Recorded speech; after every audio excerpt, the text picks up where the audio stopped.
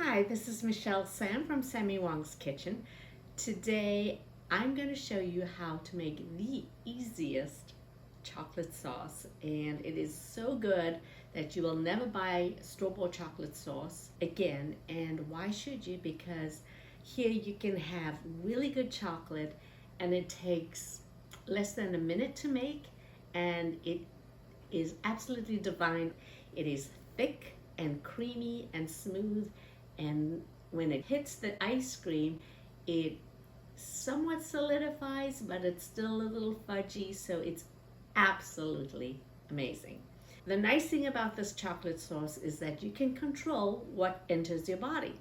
So I use either chocolate chips, and this is a really great brand of chocolate. It has only 3 simple ingredients, and it has cocoa butter, and coconut sugar, organic. So this is a really good brand. You can either use chocolate chips or you can use some eating chocolate. You have a little more variety with eating chocolate. Lindt has come out with some amazing varieties of cocoa percentages. From milk chocolate, there's 70, there's 85, there's 90, there's even 100. I wouldn't use 100 for your chocolate sauce, but anything with a little bit of sugar is okay. And in addition to that, you will need some milk, and the milk can be any kind of milk depending on your diet. And in addition to that, I use some kind of vanilla paste. And if you don't have vanilla paste, you can use vanilla extract just to give it a little bit of interesting taste. The key to making a really good chocolate sauce is to know the proportions, because if you don't have enough liquid, it gets a little grainy, and if you have too much liquid, it gets really liquidy. So what I have discovered is about 2/3 liquid to your chocolate is about the right amount. And all you need to do is put the milk first into the chocolate and microwave it and stir it, and then add your vanilla, and then voila.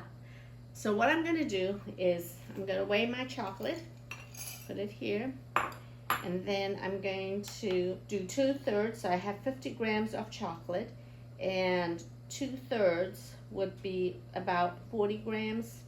That might be a little too much, but it'll work. And preferably put it in a clear glass container, because what you're going to do is boil the milk, and I cannot tell you it's going to be X number of minutes, but because it really depends on the power of your microwave.